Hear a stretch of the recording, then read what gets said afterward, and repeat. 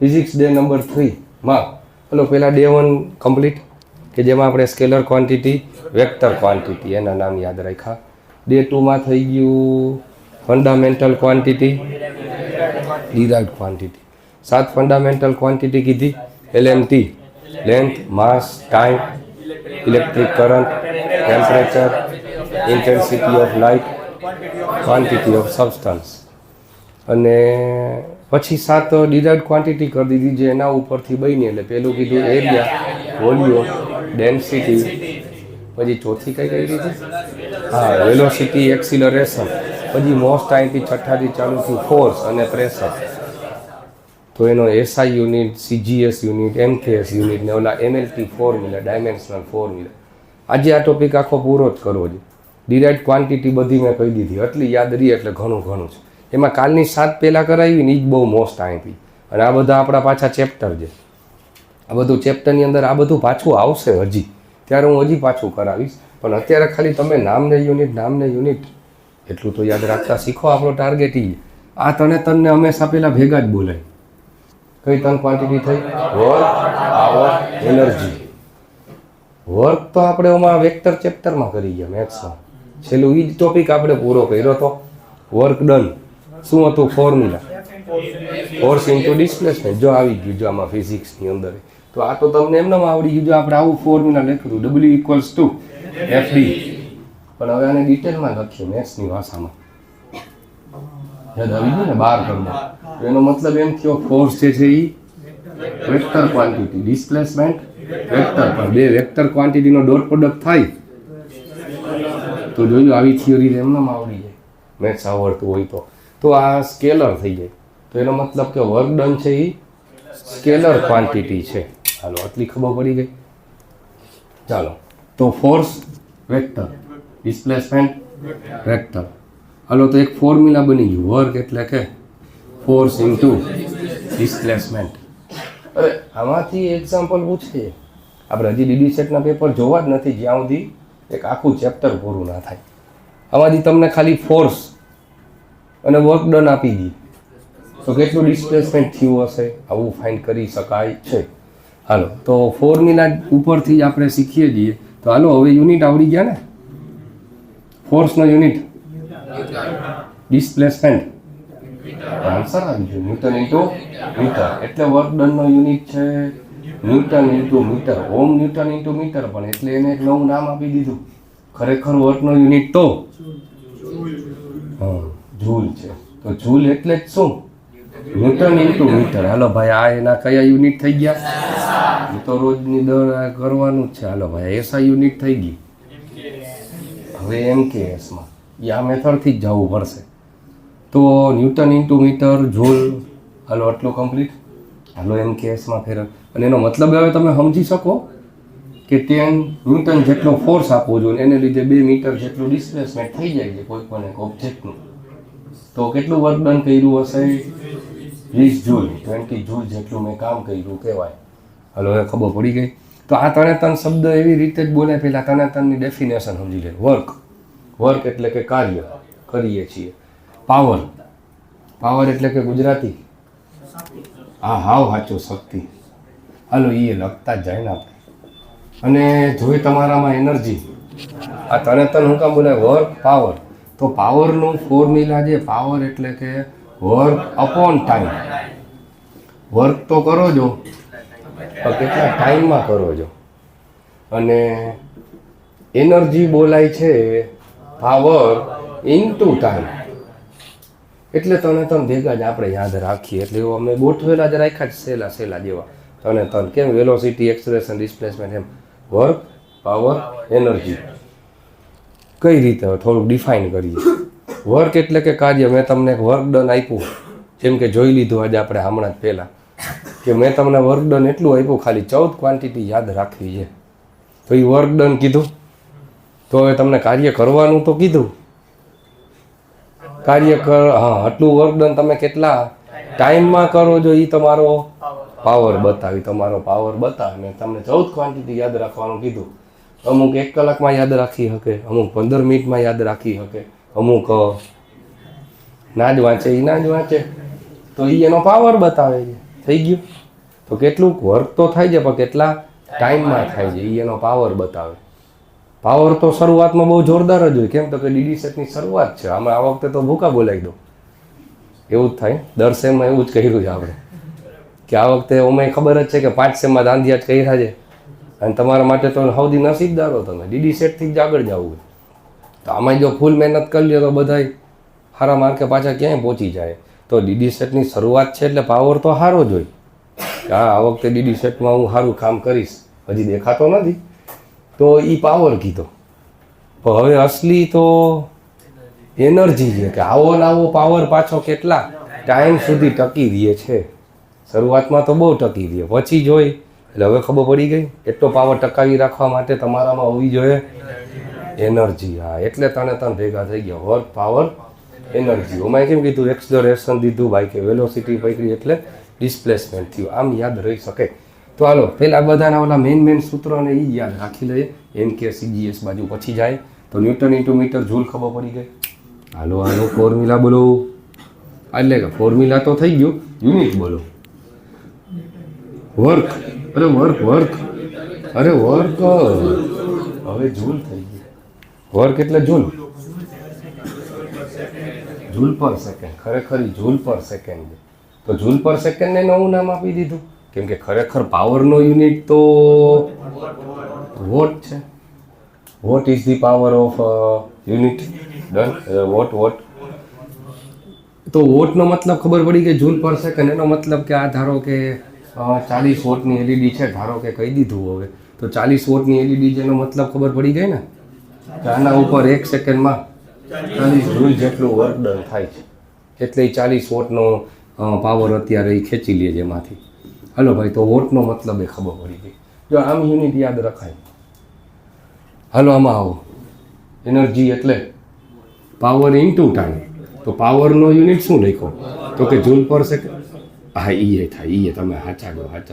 Vote into second. તો watt into second એનું unit છે. આમાં તકલીફ જ પડશે કે એક ક્વોન્ટિટીના 3-4 યુનિટ છે અને એ ફોર્મ્યુલાથી જ યાદ રહેશે. વોટ ઇન્ટુ સેકન્ડ એ કહેવાય. હવે ઊભા રહેજો. પાવરનો યુનિટ શું લખ્યો? જૂલ પર સેકન્ડ. અને ઇન્ટુ પાછું કહું કે ટાઈમ તો કે સેકન્ડ કેન્સલ તો હોય તો પાછું જૂલ. એટલે એનર્જીનો યુનિટ પણ જૂલ જ છે. હલો ખબર પડી ગઈ. તો એવો ક્વેશ્ચન હતો કે એવી કઈ ક્વોન્ટિટી છે જેમાં બેયના યુનિટ સરખા છે? વર્ક ડન અને એનર્જી. જો આ ડીડી સેટ. હાલો હવે ક્લિયર થતું જાય છે બધું. હાલો તો હાલો આ બધાના યુનિટ તો થઈ ગયા. હાલો વોટ ઇન્ટુ સેકન્ડ ને જૂલ ને બધું. હાલો કયા યુનિટ લખ્યા આ બધા? SI યુનિટ છે. હાલો હવે એમાં આવીએ MKSમાં આવીએ તો હવે જોજો ભાઈ. હવે પાછું ઓલું કાલની જેમ પાછું ચાલુ. ફોર્સનો MKS યુનિટ શું હતું? kg મીટર પર સેકન્ડ સ્ક્વેર. ઇન્ટુમાં શું આવ્યું? એનું મીટર. તો બની ગયું kg ઇન્ટુ મીટર સ્ક્વેર પર સેકન્ડ સ્ક્વેર. હાલો જો આવો ત્રીજો બન્યો. કાલનું ખુલ્લું રાખો, છઠ્ઠો ફોર્સ જો નાનકડા ફેરફાર થાય. જોયો ફોર્સ જોયો? હાજી, તો અહીંયા જતો kg ઇન્ટુ મીટર પર સેકન્ડ સ્ક્વેર આવ્યું. 7મી ક્વોન્ટિટી પ્રેશર આવ્યું. તો પ્રેશર આવ્યું, ઓલો મીટર નીચે વળ્યો kg પર મીટર સેકન્ડ સ્ક્વેર આવ્યું. અને હવે મીટર પાછો ઉપર છે પણ એમાં સ્ક્વેર ચડી ગયો. એટલે આ કેટલા અડટલા ફેરફાર થાય. એટલે આમાં માર્ક કપાવવાના ચાન્સ વધારે તો ધ્યાન ના આપ્યું તો. એટલે kg ઇન્ટુ મીટર સ્ક્વેર પર સેકન્ડ સ્ક્વેર. તો CGS આવડી ગયું ને? આમાંથી જ ફેરવીએ ગ્રામ સેન્ટીમીટર સ્ક્વેર અને નીચે તો પછી જો કીધું તું તમે આગલું જેટલું યાદ રાખશો ને એટલા આવનારા ચેપ્ટર સારા આવડતા જાય. તમારું કામ એટલું જ છે કે અહીંયા રોજ હું ઓછું જ ભણાવીશ. હમણાં તમારે GTU આવે છે એટલે અહીંયા જેટલું થાય બીજે દી એટલું ઘણો આવડવું જોઈએ. પછી એના માટે વર્ક આપી દીધું, એના માટે 15 મિનિટ થાય કે 20 મિનિટ થાય કે કલાક થાય, વર્ક ફાઇનલ છે તો એટલું કડો આવડવું જોઈએ. અમુકને એકવારમાં આવડી જાય, અમુક 5 વાર વાંચે ત્યારે આવડે, અને અમુક વાંચ્યા વગર બીજે દી હૈલ આવે તો એને આવડતું હોય. એવા તો ગોતવા જવા પડે, રહેવા દો ને, એ જમાનો વયો ગયો હોય. હલો તો અહીંયા સુધી એટલું કમ્પ્લીટ. ઉભા રહ્યો તો એમએલટી છેલ્લે એક હારે લઈ લેશી. હાલો હવે આમાં આવો, હાલો પાછા, હાલો બોર્ડરો બનાવતા જઈએ આપણે. હલો ભાઈ, તો આનો બોલો, હાલો ભાઈ, પાવરનો એમકેસ યુનિટ લખાવો. જો ભાઈ જો સમજાવો, વર્ક છે, સાંભળો વર્ક છે ને, તો વર્કનું તો અહીં લખેલું પડ્યું જ છે, એ અહીંથી અહીંયા ઉપાડી લો કે KG into metre square second square. હજી એક સેકન્ડ નવી આવી ગઈ, સેકન્ડ કેન્સલ ના થાય તો વાંધો નહીં. જોયું વળી હળવેકથી એકાદી ઘાત ચડી ગઈ ક્યાં, જોયું 4000 હરખા જેવા છે. હવે ઓપ્શન સમજી વિચારીને ધ્યાન આપજો, કોઈને યાદ ના રહે. સાચું કહું, મને ના રહે આટલું આવી રીતે, પણ મારી પાસે સ્ટેપ છે, મેથડ છે. તો મને જો ક્વેશ્ચન પૂછશે તો હું 2-3 સ્ટેપ કરીને હું સાબિત કરી દઈશ કે આનો યુનિટ આ જ થાય. તો હાલો ભાઈ, એમ કે સાંભળો, તો CGS આવડી ગયું. CGS વિચારો કોઈ દી નડતું નથી એમ તો, અને આજે એના કન્વર્ઝન કરી શકાય. હવે હું આમાં બધામાં નથી લખાવતો, હાથે કરી લેજો. ઓકે, કેજીની બદલે મીટરની બદલે, હાલો ડન. અને આનું એમ કેસ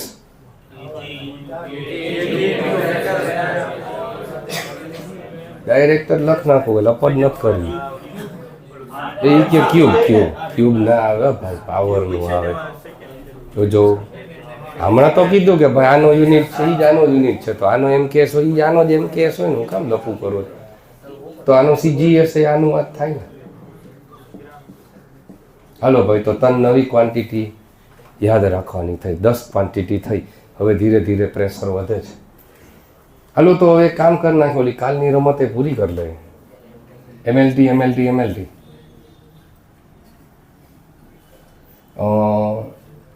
હાલો ડે 3 ખબર પડી ગઈ, જવા દે. MLT તો ઓલા LMT એ પૂછ્યો, જોજો એ સંભાળજો. તો હવે એક કામ કર્યું, હજી પૂછી લો કેટલાને હાવ સાચે આવડું જ છે. હાલો, પહેલાનું MLT કોણ લખાવી શકે છે? પહેલાનું MLT કેટલા લખાવી શકે છે? બોલો તમે. m⁻²?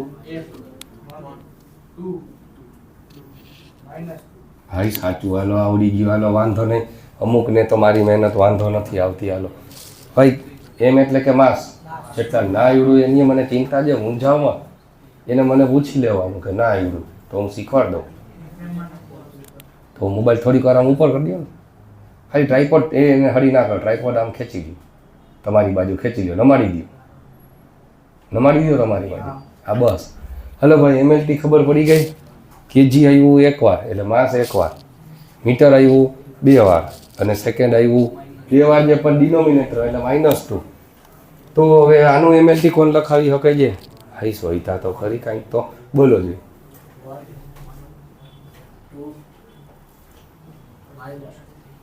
-3 બરોબર છે. હાલો આવડી ગયું ને, આ 1 આ 2 અને પછી સેકન્ડ -3.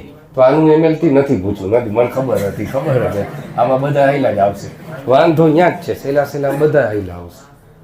અઘરામાં આવે ને તો જ અલગ પડશો. હાલો ભાઈ, MLT જરીક લખી લેજો. હવે આમાં હમણાં ફ્રેમ કપાઈ જાય. હાલો બસ ડન, મૂકી દો. હાલો કમ્પ્લીટ અહીંયા સુધી. હવે હાલો થોડુંક આમ મારી બાજુ આમ આવવા દો એટલે ફ્રીક્વન્સીને આવી જાય. એવું હોય તો પોઝ કરીને તમારે ચેન્જ કરી દેવું. હવે નાખો, થઈ ગયું ને. હવે આ તો ફ્રીક્વન્સી તો ઇલેક્ટ્રિકલવાળા માટે સાચું, બહુ ઓલા બધાને બીજા બે નહીં આવે તો ખરી ને પાછું. હવે ફ્રીક્વન્સી સાંભળજો, denoted by F. Frequency is denoted by F. Frequency એટલે કે આવૃત્તિ. આપણે એક આખું ચેપ્ટર આવવાનું છે વેવવાળું, જો કે આવી તો બધાને યુઝ છે. વેવ્સ ઉત્પન્ન થાય ને, સાઉન્ડ વેવ, લાઇટ વેવ, થોડુંક ફિઝિક્સ યાદ કરાવતો જાઓ. આવું આપણે શીખતા હતા. તો એ વેવ્સ છે એની ફ્રીક્વન્સી કેટલી છે એ ચેક કરવી પડે. આપણે કેમ ઇલેક્ટ્રિક સપ્લાયમાં 50 હર્ટ્ઝ આવે છે એવી રીતે. તો એની ડેફિનેશન ભેગું હું કહી જ દઉં ને, યાદ છે ને? Number of waves or oscillations completed in 1 second. એક સેકન્ડમાં જેટલા વેવ પૂરા થઈ જાય અથવા તો ઓસિલેશન્સ પૂરા થઈ જાય એને એની ફ્રીક્વન્સી કહેવાય. તો જો મેં અહીંયા આટલા વેવ કર્યા છે પણ એને હું ટાઈમ આપી દઉં 1 સેકન્ડ તો ફ્રીક્વન્સી ખબર પડી ગઈ. હલ ભાઈ છેલ્લેથી દેખાય છે કે હા આડું જ આવે છે, આ બાજુ જગ્યા જ આ બાજુ આવી જવાય, આગળ અહીંયા જગ્યા છે દેખાય છે. તો બોલ હાલ ફ્રીક્વન્સી કેટલી? હા લે તો એ કીધું દેખાય છે કાં આવડતું નથી તો સંભળાય છે. ફ્રીક્વન્સીની વ્યાખ્યા બોલો. એટલે દેખાતું નથી ને સંભળાતું નથી તો હું કામ બેહો છું? ત્યાં સમજાતું નથી, અહીંયા આગળ આવી લો. આઈડેન્ટિક ક્રમમાં આવ્યો એમ હંતા તો જ જાય. આવી રહી જો અહીંયા જગ્યા છે, હરખું દેખાશે. જો હમણાં જો આવડી જાય અહીંયા છે ને સાઉન્ડ વેવ ઓછા આવે. અહીંયા આપણે હાલો ફરીથી ફ્રીક્વન્સી એટલે number of waves completed in 1 second. 1 સેકન્ડમાં જેટલા વેવ પૂરા થાય એને એની ફ્રીક્વન્સી કહેવાય. તો જો મેં અહીંયા આટલા વેવ કરી દીધા અને એનો ટાઈમ 1 સેકન્ડ કરી દીધો તો હવે જોવો જોઈએ કેટલા વેવ પૂરા થયા. ના રે ના, 1 તો સેકન્ડ છે, વેવ્સ કેટલા પૂરા થયા? 8 છે, હજી નથી દેખાતું યાર, નંબર જ છે. 1 2 3 4 5 6 અને 7 વેવ પૂરા થયા. વાંધો નહીં હાલો. તો એનો મતલબ કે આની ફ્રીક્વન્સી 7 થઈ ગઈ. પણ હવે એક કરીએ એનો યુનિટ હર્ટ્ઝ છે. Hertz denoted by HZ. હાલો તો ફ્રીક્વન્સીનો યુનિટ હર્ટ્ઝ છે ને એનું ફોર્મ્યુલા લખાઈ દઉં. F એટલે 1/T ટાઈમનો વ્યસ્ત છે આ. હવે જો ટાઈમનું વ્યસ્ત હોય તો તમને અત્યાર સુધી નહોતું શીખવાડ્યું. હવે ફિઝિક્સમાં છે એક ક્વેશ્ચન એવો જ હતો. જો આવી રીતે ક્વેશ્ચન છે, યુનિટ ઓફ ફ્રીક્વન્સી ઇઝ બરોબર ખાલી જગ્યા. પેલો ઓપ્શન એ હર્ટ્ઝ, એટલે તમે શું કરો ફ્રીક્વન્સી હર્ટ્ઝ ઇલેક્ટ્રિક કરવા તો પહેલાં ટિક માર્ક કરીને આગળ હાલતા. બીજો ઓપ્શન હતો સેકન્ડ ઇન્વર્સ. આવું વિચાર્યું જ નહોતું કોઈથી, કેમ કે અત્યારે હવે ફિઝિક્સમાં વિચારવું પડે છે ને. 1/T એ છે ને, તો 1/T એટલે સેકન્ડ ઇન્વર્સ પણ ફ્રીક્વન્સીનો યુનિટ છે. એ હતું, એ કોઈ ધ્યાન જ નહીં આપ્યું. અને ઓપ્શન હતો પછી C, both A and B. તો સી આવે. હવે સમજી હૈકા ને, આવું બહુ જોવાનું છે. તો એક યુનિટ હર્ટ્ઝ તો આખા ગામને ખબર જ છે, પણ આ સેકન્ડ ઇન્વર્સે થાય એ આજે અડધાને ખબર પડી. આમથી ભાઈ ઝરમરિયા ના લઈ આવો. એટલે ફ્રીક્વન્સી એટલે થઈ ગયું 1/T. શું થઈ ગયું ભાઈ? આ ટાઈમ ટેબલ જોયા વગર આવ્યા આજે એવું લાગે છે મને. એ એમ વિચારતા તમે 5 મિનિટ વહેલા આવ્યા. હાલો કાંઈ વાંધો નહીં. હાલો ક્લિયર હવે? તો એક કામ કરો, આનું MLT બોલે જ જોઈએ. છોકરાને 12 વાગ્યાનો ટાઈમ હતો.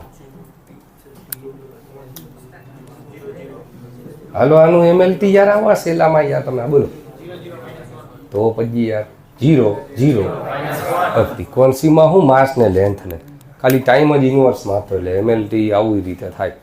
હાલો આટલું ડિટેલ શીખવાડ્યું છે. હવે તમે મારી મહેનત ઉપર પાણી ઢોળ ના કરતા હો યાર. હાલો ભાઈ સોરી. હવે આવે છે લિનિયર મોમેન્ટમ. હાલો અહીંથી ફિઝિક્સનું પાછું નવું ચેપ્ટર ચાલુ થાય છે. હવે પોઝ કરો તો 1 જ મિનિટ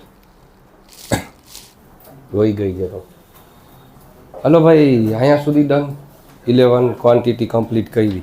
હલો નેક્સ્ટ ક્વોન્ટિટી થઈ લિનિયર મોમેન્ટમ. હાલો વળી ચેપ્ટર ફરી ગયું. આ ફિઝિક્સના આવનારા બધા ચેપ્ટર છે. આપણે ઇલેક્ટ્રિક કરંટવાળું આવશે, ટેમ્પરેચરવાળું આવશે. પછી આ એપ્લાઇડમાં હતું હો, એપ્લાઇડ ફિઝિક્સવાળા નહોતું. એટલે આ ચેપ્ટર સિવિલ મેકેનિકલને હતું, ઇલેક્ટ્રિક કોમ્પ્યુટરને નહોતું પાછું. એટલે અને ઇલેક્ટ્રિક મેકેનિકલને હતું ઓલું ઓપ્ટિકલ ફાઈબરવાળું, એ મેકેનિકલને નહોતું. એ બધાય સબ્જેક્ટ સ્ટડી કરવાના છે. આમાં ફિઝિક્સ જ છે, મોડર્ન ફિઝિક્સ ને એપ્લાઇડ ફિઝિક્સ ને એવું નથી.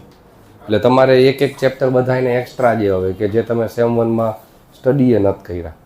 હા એટલે તમને 60 માર્ક તો કરી દીધા ફિઝિક્સ.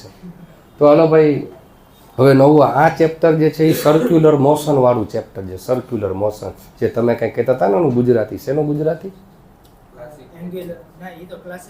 હા ભાઈ તો એ આમાં જ આવશે. એ મેકેનિક્સ બધું આ આવે. સર્ક્યુલર મોશનવાળું ચેપ્ટર છે. હા લિનિયર મોમેન્ટમ. લિનિયર મોમેન્ટમ જળવાઈ રહેવી જોઈએ, આવો શબ્દ સાંભળ્યો હોય. આપણે તો ક્રિકેટ, મને ખબર પડે એટલે મને ક્રિકેટમાં જ ખબર પડે કે મોમેન્ટમ જળવાઈ રહેવી જોઈએ. વચ્ચે વચ્ચે જો વરસાદ આવે ને બ્રેક પડે, અને જેવું ડ્રિંક્સ બ્રેક આવે વિકેટ પડે, હા એ એટલે કાં તો કે મોમેન્ટમ તૂટી ગયું યાર, આ લિંક તૂટી ગઈ કહેવાય. તો એ જ શબ્દ જ આ લિનિયર મોમેન્ટમ. પણ હવે આપણે આ પાછું બહુ આઈએમપી, જો આ બે આઈએમપી ટોપિક છે. જેમ ફોર્સ એ આઈએમપી છે, ફ્રીક્વન્સી એ આઈએમપી છે, અમુક આઈએમપી કહેતા જાય આપણે. તો લિનિયર મોમેન્ટમ પહેલી વાર આવ્યું, પણ હું તમને શોર્ટમાં યાદ રખાવી દઉં ફોર્મ્યુલાથી. P equals to mv. P equals to mv. Force equals to F equals to ma. Force equals to ma.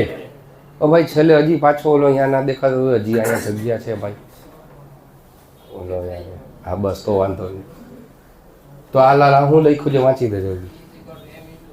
આ દેખાય છે એની ઉપર હું લખ્યું છે, એની ઉપર હું લખ્યું છે, એની ઉપર હું લખ્યું છે, બાલો આવડે. તો P equals to mv. પણ આમાં થોડુંક અધૂરું છે. આમ કરી દઉં તો આ સાચું, અને આ સાચું કે ખોટું? કેમ ખોટું? માસ તો સ્કેલર ક્વોન્ટિટી છે, એની ઉપર બહાર ના આવે. હા તો હવે સાચું. તો આમાંથી અડધી એમને ખબર પડી જાય.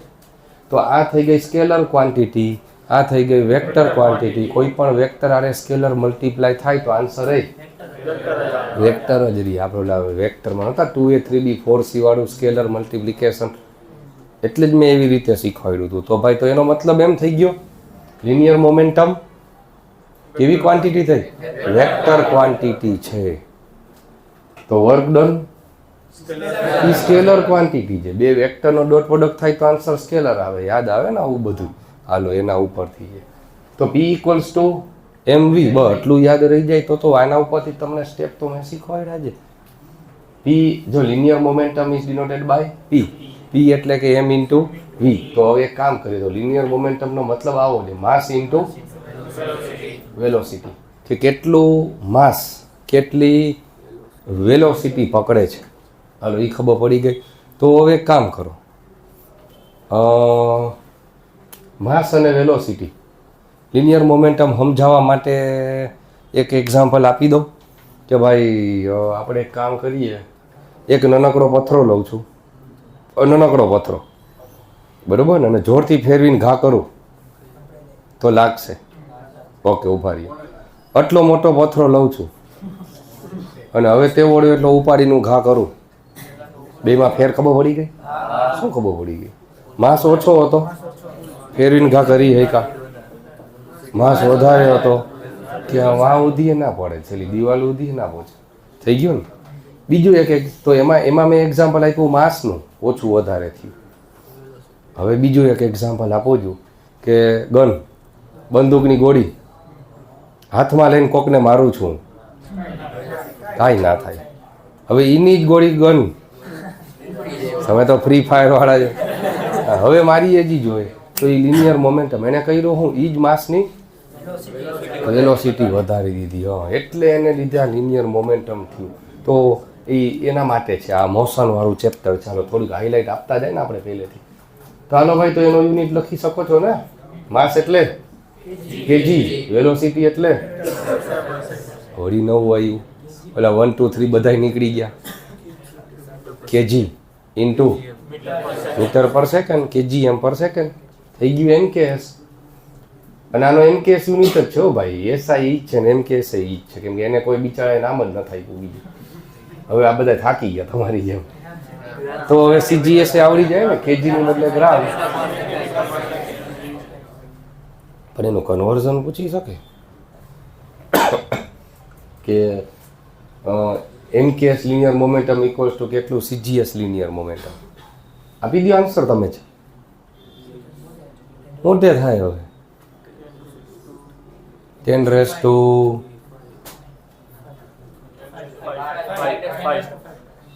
5, 5 જણા જ આન્સર આપ્યો. હવે કિલોગ્રામના ગ્રામમાં ફેરવો, 10 રેઝ ટુ 3 અને આનું 10 રેઝ ટુ 2. 10⁵ તો ભાઈ આવું આવડવું જોઈએ. અને જો તમે આમાંથી આમાં પૂછે તો ધ્યાન રાખજો, સ્ક્વેર કરો તો એ વધી જાય. જો ઉભા રહ્યો શીખવાડી દો. કેજીને શેમાં ફેરવ્યું? ગ્રામમાં. એનું શું આવે? પણ મીટર નથી, ખાલી મીટરનો સ્ક્વેર છે તો એનો સેન્ટીમીટર. 1 મીટર એટલે કેટલા સેન્ટીમીટર? 100. તો 10⁻² તો સાચું, પણ એનો સ્ક્વેર થઈ જાય તો 10⁻4 આવી જાય. એટલે આવ્યું 10⁻7. ઓલું સાચે આ તો મોસ્ટ અહીંથી જ થઈ ગયું. 10⁻7 આવ્યું. એને નામ આપ્યું છે સાચે CGS ને. હાલો અઠે ગઠે સારું થયા, ભૂલાઈ ગયું તું મને. 10⁻7 જોજો ભાઈ. ઓલું આપણે ખાલી ન્યૂટન ડાઇન નહોતા કરતા, આમાં એમ જ છે. ન્યૂટન એટલે MKS ને નામ આપ્યું ન્યૂટન, CGS ને નામ આપ્યું ડાઇન. એવી જ રીતે એનર્જીમાં MKS ને નામ આપ્યું જૂલ, પણ CGS ને પણ નામ આપ્યું છે. CGS ને નામ આપ્યું છે અર્ગ.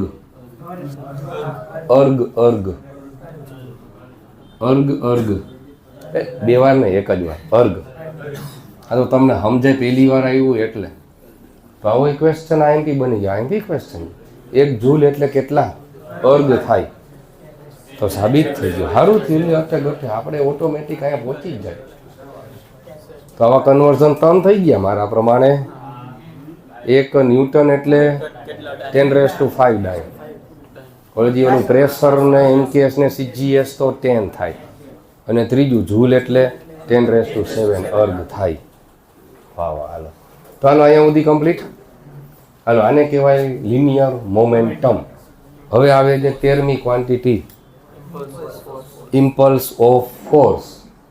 ઇમ્પલ્સ બળ નહીં, ફોર્સ એટલે બળ, અને ઇમ્પલ્સ એટલે કે તમને હવે લાગે છે આઘાત. બળનો આઘાત. આઘાત લાગે ને, આમાં એમ જ છે, બળનો આઘાત લાગે. આપણી સાવ સાદી ભાષામાં થડકો લાગ્યો ને. હા, એ વારંવાર જાવજો ને રસ્તામાં ખાડો આવ્યો તેથી થડકો. ઓકે, પણ એ બળનો આઘાત કહેવાય છે. ફોર્સ લાગ્યો, બરોબર છે. પણ તો એનું ફોર્મ્યુલા આપણે બનાવીએ. પેલા ઇમ્પલ્સ ઓફ ફોર્સ ખબર પડી ગઈ. તો હવે વાત એ છે કે ફોર્સ તો લાગે છે, એ ફોર્સ પણ પાછો કેટલા ટાઈમ માટે લાગે છે એને કહેવાય ઇમ્પલ્સ ઓફ ફોર્સ. કે ધારો કે આને હું ઝાપટ મારું પણ આમ ખાલી આમ અડાડીને લઈ લઉં, કાંઈ અસર ના થાય. ફોર્સ તો લગાડ્યો પણ ટાઈમ ઓછો હતો, અને એની બદલે આમ છેલ્લે સુધી લઈ જાઓ, ટાઈમ નિરાત ન લો ને પછી ફેરવીને આ માઇર જ રાખીએ તો એ આઘાત વધારે થયો કહેવાય. હવે ખબર પડી. એનું બીજું એક્ઝામ્પલ આપણે ક્રિકેટવાળા ભાઈ, હું તો એના જ એક્ઝામ્પલ આપીશ. ક્રિકેટર ઓલો કેચ કરે, બહુ ઊંચો કેચ આવે છે તો આમ કહીને આમ પકડી લઈએ, એ શક્ય જ નથી. જોયું હશે ને તમે, રમતા હો તો એને ખબર હોય, જો કેચ થતા હોય તો થાય, કેચ થાય ને, લલુ પંજુ છોડી દેતા હોય. હાલો કાંઈ વાંધો નહીં. તો આમ આપણે કેચ કરવા જતો હોય તો ઓલો બોલ આવે છે તો સીધું આમ પેક કરે તો એ ઉછળીને વયો જ જાય. કેમ? તો કે એને ટાઈમ, ઇમ્પેક્ટનો ટાઈમ ઓછો મળ્યો. એટલે આને તમે જોયું હશે, થોડીક વાર આમ બોલ આમ નીચે ભેગો વયો જાય તો પકડી શકાય. એટલે એ ઇમ્પલ્સ ઓફ ફોર્સ ટાઈમ વધારે આપ્યો, ઇમ્પેક્ટનો ટાઈમ. હવે આવું ખબર પડી શકી. એ ઇમ્પલ્સ ઓફ ફોર્સ છે. એટલે કે તમને એમ કહું કે તમે પહેલાં મારેથી ઠેકડો મારો, પણ ઊભા રહ્યો, સાંભળો, નીચે ગાડલું પાથરું તો હજી કદાચ હિંમત કરી શકો. પણ હવે હું એમ કહું છું કે પહેલાં મારેથી ઠેકડો મારો, નીચે સિમેન્ટનો પટ્ટો પડ્યો જ છે, તો બેમાં ફેર ખબર પડી ગઈ. એ થઈ ગયું ઇમ્પલ્સ ઓફ ફોર્સ. એનું એક્ઝામ્પલ છે. બીજું એક એક્ઝામ્પલ, અરે આ DD સેટમાં પૂછાયેલો ક્વેશ્ચન છે કે આમાંથી કયું એક્ઝામ્પલ ઇમ્પલ્સ ઓફ ફોર્સનું છે. હવે પૂછાય, ટ્રેનમાં બેઠા હોય તો બે ટ્રેનની વચ્ચે સ્પ્રિંગ નાખી છે, બે બોગીની વચ્ચે, જોઈને એ ઇમ્પલ્સ ઓફ ફોર્સ અટકાવવા માટે કે એન્જિન મારંવાર જાય છે. હવે અચાનકથી સીધી બ્રેક મારી તો પાછળ ડબ્બા તો ધડાધડ અવાજ માંડ્યા ને. હવે સમજી ગયા ને, તો એ વચ્ચે સ્પ્રિંગ છે, ઇમ્પલ્સ ઓફ ફોર્સ માટે. તમારા બાઇકમાં સસ્પેન્શન સ્પ્રિંગ એટલે જ મૂકી છે. આપણે હમણાં થડકાની વાત કરી કે એ થડકો ઓછો લાગ્યો. કેમ? તો કે નીચે ટાયરમાંથી થડકો આવ્યો પણ એને થોડોક એબ્ઝોર્બ કરી લીધો સ્પ્રિંગે, એટલે આપણને થડકો ઓછો આવ્યો. એટલે તમે મારુતિ ફંટીમાં જાઓ ને ફોર્ચ્યુનરમાં જાઓ, બેમાં થડકા અલગ લાગે. અને અને હજી એક એક્ઝામ્પલ કે તમે ઓનલાઈન વાળા થઈ ગયા, ઓનલાઈન વસ્તુ બધી મંગાવો છો, કાચની વસ્તુ મંગાવો કે એવું કંઈક મંગાવો તો હવે સમજી ગયા ને શેમાં પેકિંગ કરીને આપે જે ખબર પડે ને. હેલો ને વાંધો નહીં, તું તારી તો ઝરમરી આવે થોડાક, જોજે ઉલાડતો નહીં. તો એ એનું એક્ઝામ્પલ થયું કે આપણે એને બસનો ટાઈમ છે ભાઈ. હવે તો આપણે જોયું એ કાચનો ગ્લાસ ને બીજા કાચના ગ્લાસની વચ્ચે પેકિંગ મૂકી દીધું, બબલ રેપ કરી દીધું, પૂઠા મૂકી દીધા, કાગળિયા ભરાવી દીધા. એ એટલે જ કે એ અથડાય તો તૂટી ના જાય. હવે સમજાય આ બધું ઇમ્પલ્સ ઓફ ફોર્સ. એનો એક્ઝામ્પલ ડીડી સેટમાં પૂછાયેલો ક્વેશ્ચન મેં તમને કીધો. તો ફોર્સ ઇન્ટુ ટાઈમ, ટાઈમ જ ખરાબ હે ભાઈ તારો. હા ભાઈ એ જરૂરી જ. અત્યારે ઓટોકેટ કર, સ્પોકન ઇંગ્લિશના ક્લાસ કર, સ્વિમિંગ કર, એ જરૂરી જ. આપણે અત્યારે જીમ કર લે, થોડુંક બોડી બનાવ તો કંઈક તું અમદાવાદ જઈશ તો કાંઈ કામ નહીં. હીરો લાગો આવે અત્યારે એ જરૂરી છે ભાઈ. આ તો હાલતું છે ડીડી સેટ. તો હવે આમાં શું હોય તમારે? આવતા વર્ષે કરી શકાય ડીડી સેટે. આ એ વાત સાચી છે. કાંઈ વાંધો નહીં, હાલો ને એની ઈચ્છા, એમાં આપણે શું કરી શકીએ. એમને હવે શું હોય, હવે જવાનો ટાઈમ થી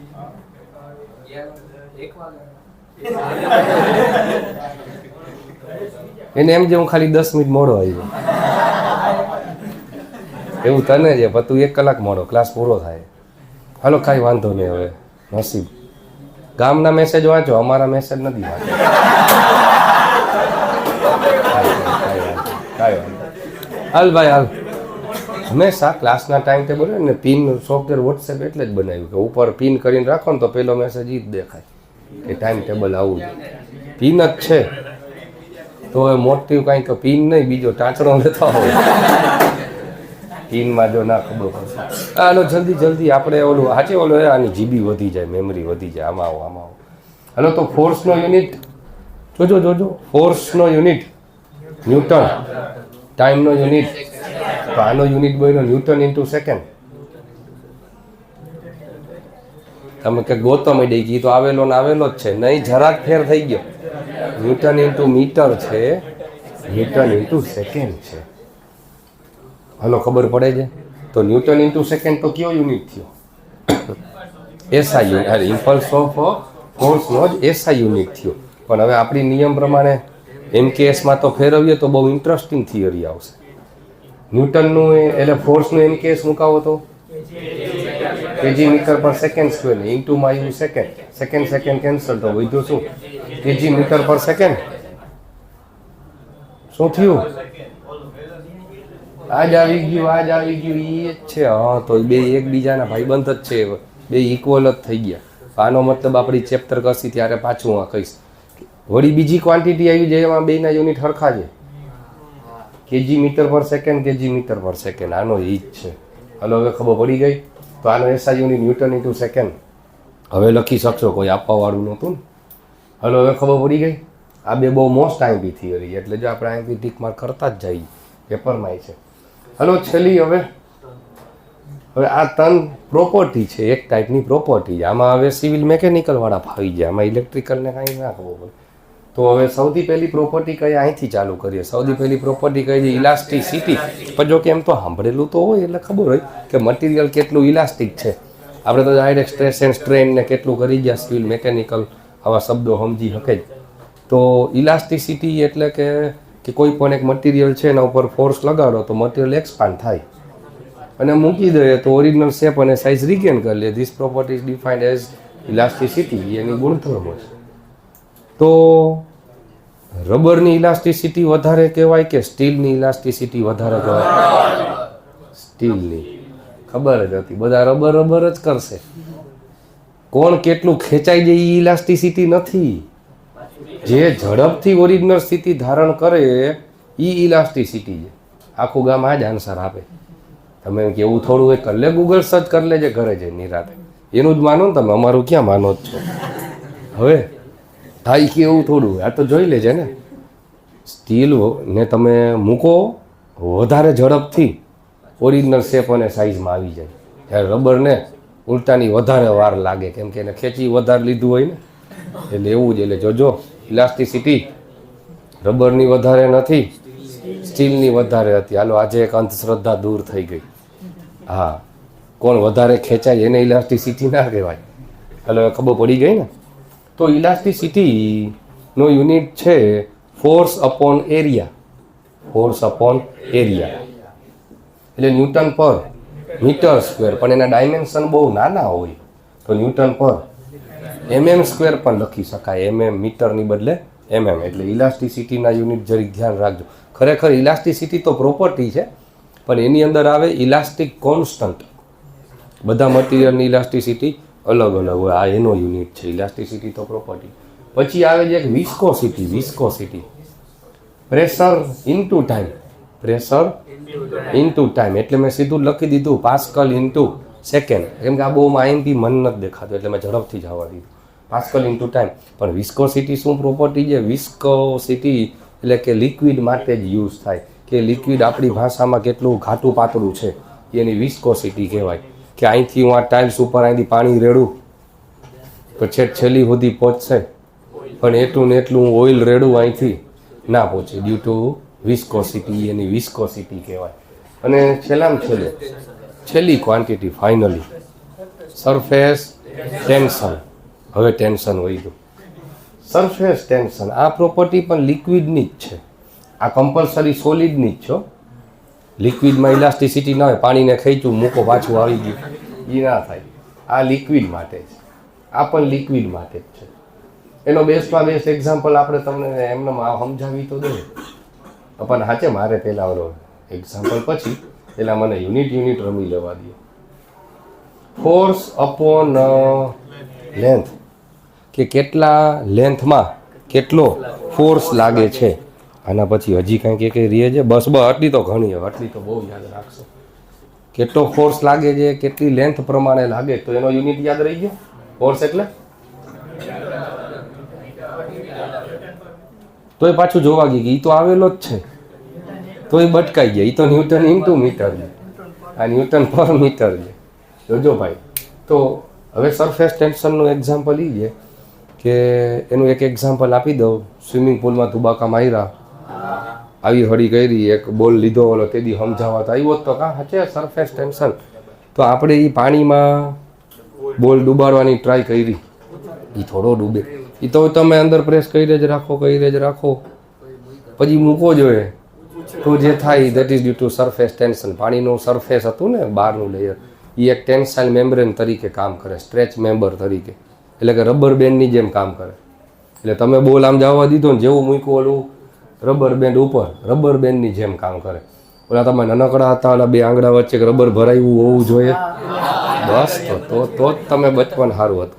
પછી વચ્ચે કાગળીઓ ભરાયો હોવો જોઈએ, અને ફટાફટી તમારા ક્લાસના જે હોશિયારો એને માર્યા હોવા જોઈએ. હા ભાઈ, એ જ. કેમ કે ઓલા હોશિયાર એવું કરતા ના હોય, એ ખાલી કમ્પ્લેન કરે, ટીચર આ મારે છે. હાલ એટલે જોજો ભાઈ. હાલો, આ ખબર પડી ગઈ. તો ભાઈ આટલી ક્વોન્ટિટી થઈ.